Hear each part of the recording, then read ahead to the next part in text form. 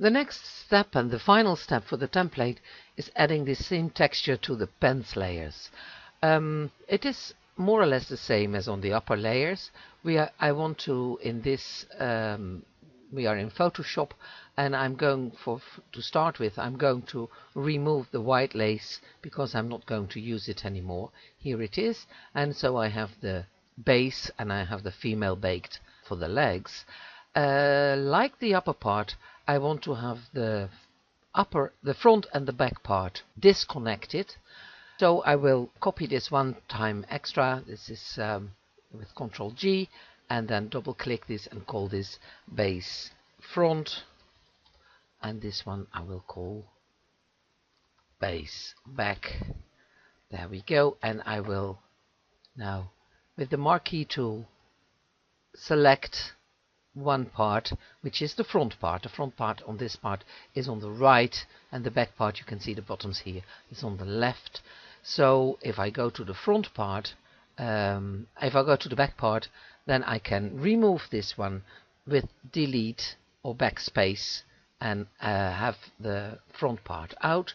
Then I will invert the selection and go to that part, and I will say backspace, and now I have, see, this is just the front part left, and here is just the back part left.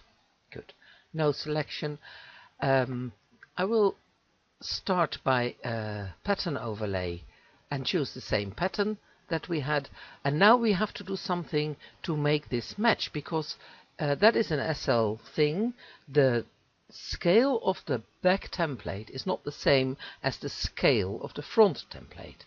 I need to bring this one back to 80% in order to have the same size of patterns as I have at the front part.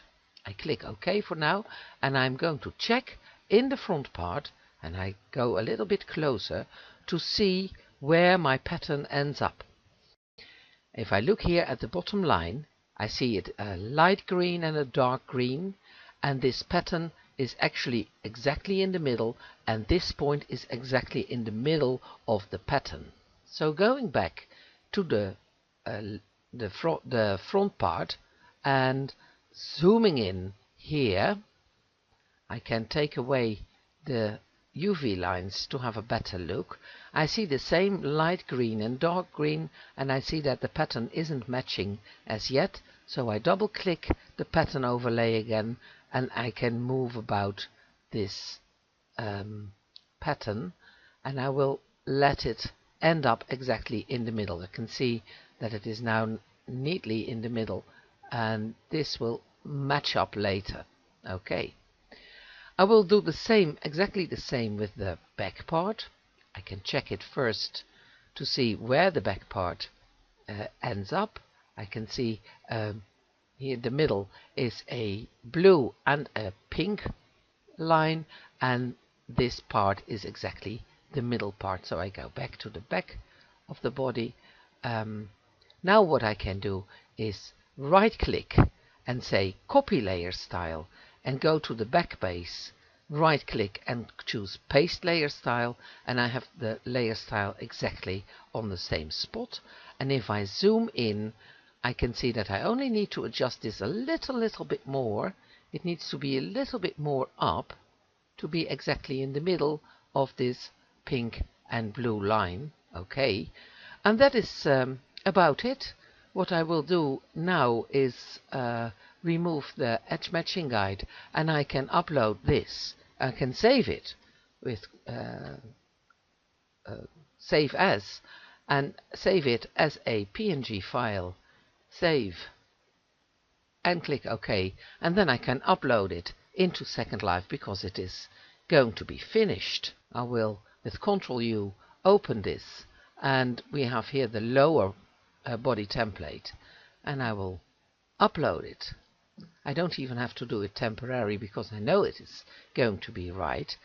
In here I will make a new layer, a new clothes part. I will choose new pens here, and I can wear those new pens, and then edit the new pens, go to my texture file, it has already arrived, and I click it.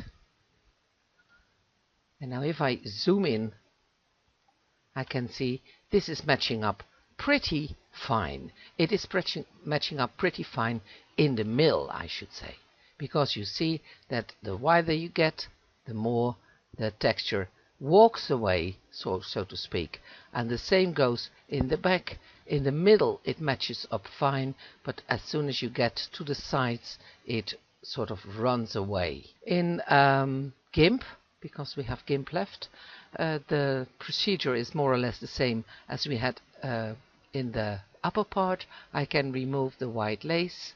I can here select the pixels by alpha to selection, and then I can fill this with the bucket tool and the pattern fill, and then I choose the smallest of the two, that is the 328 by 328, because then I have the 80%, that was 80% of the bigger one, and I choose fill the whole selection, and I fill it, and there we go. And I can upload this after I took away all the guidance lines and add the baked texture. We cannot move it around, as you know, so we have to stick with it as it is in GIMP. And that's it. The next part I will go on with making a skirt texture, and but that's the next video.